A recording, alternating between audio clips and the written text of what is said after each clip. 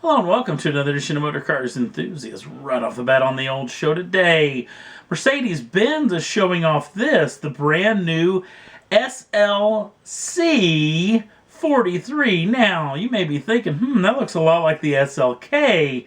Yes, the SLK will no longer cease to exist. This mid-cycle refresh, a tad bit much, is now actually getting a huge name change as well. It'll be called the SLC. There'll be a number of different versions down low, a number of four-cylinder versions, including a diesel version, but let's talk about the SLC43, which is the AMG version. Gone is the 5.5-liter normally aspirated V8 in the SLK55, now in favor of a 3-liter twin turbocharged V6. It makes 362 brake horsepower and 384 pounds-feet of torque. 0 to 60 comes in at just 4.6 seconds, which is just a tenth of a second off of what the SLK55 would do. So not bad as far as that's concerned. And the top speed is electronically limited to just 155 miles an hour. No word on pricing or availability as of this machine as of yet, but it will be debuting at the Detroit Motor Show, and we'll know a whole lot more then. Some more specs coming out about Ford's brand new GT, including the glass that's going to be in the machine, which is going to be a tad on the trick side. It's something that I guarantee a lot of you have seen. It's this kind of thing, you know, the smartphone glass and a lot of smartphones in and around that a lot of people use and a lot of the devices that people use all over the planet. Gorilla Glass is what this glass is usually made from, and it's a lot lighter and thinner and a lot stronger than a standard style glass. Now, we've seen this in vehicles before, that being the BMW i8 has Gorilla Glass as far as the back glass is concerned. The new GT is going to have, for the first time ever, a windscreen made out of Gorilla Glass. Also, the back glass will be this as well, and a small glass that's going to separate the cabin from the engine compartment itself. Now, what exactly is this Gorilla Glass setup? Corning Group come up with this particular setup in these. It's automotive styled. There is an automotive grade piece of glass in there, much like the two panes of glass that are inside a regular laminated piece with a piece of lamination in between it. This one has a single layer of automotive layer of glass. It's got a single layer of no-absorbing thermoplastic, much like the inner layer of a standard windscreen, and then an annealed glass layer.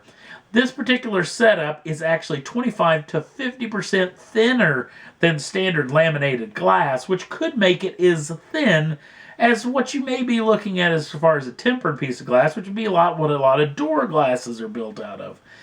Now, this particular stuff is super, super strong. In fact, a lot of tests showing off on the interwebs showing just how strong this stuff is. It doesn't crack as much as it scratches quite aggressively. Now, what do you get out of this deal? Not only the strength, but there's a huge weight-saving opportunity here. In fact, that's how much Ford's really working on the weight savings in this machine.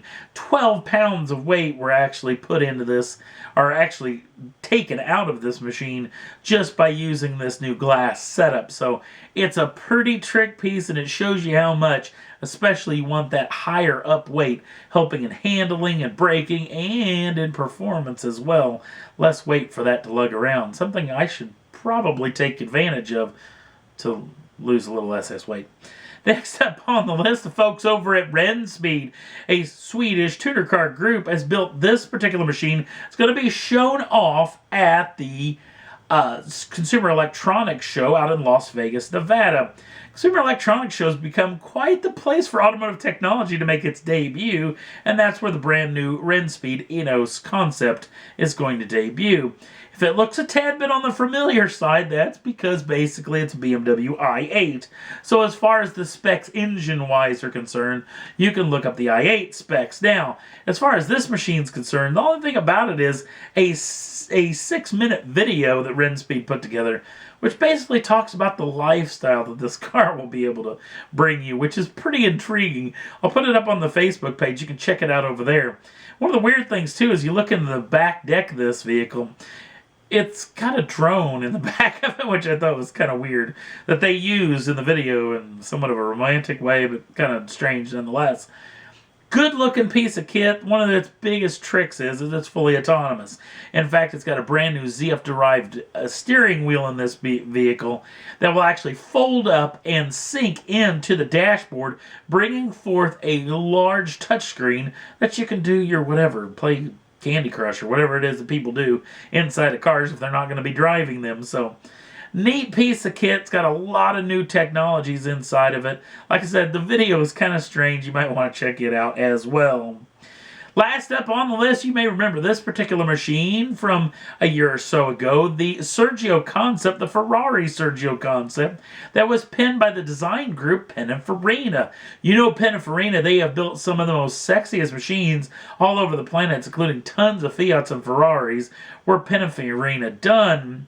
Well, this particular group fell on a little bit of hard times financial-wise, but now has been bought by a company that doesn't seem like these two should go together. It's the Indian group Mahindra. Mahindra builds tractors and pickup trucks and heavy-duty trucks and heavy equipment and power equipment. They build a lot of different stuff that doesn't seem like it would go with Pininfarina. Now, the early reports are they're going to keep these companies very separate. Pininfarina is going to do their own little deal in Italy, and the Italian group Mahindra will continue to do what they do. But I think what you are going to see is some of the most gorgeous designed Mahindra stuff you've probably ever seen. It may be a very good thing, especially because this Mahindra group has really been trying to break through into the U.S. market by selling pickup trucks. They had a deal, and then it went away, and then it kind of came back, and then it went away again. So hopefully they can probably get that deal done. Be interesting to see how those vehicles would do here stateside.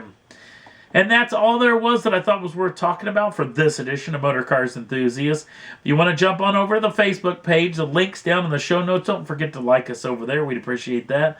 Also, if you'd like to subscribe to the channel, you can do so at any time and get the first dibs on the brand new shows as soon as they come out. Thanks for watching, and we'll see you again real soon.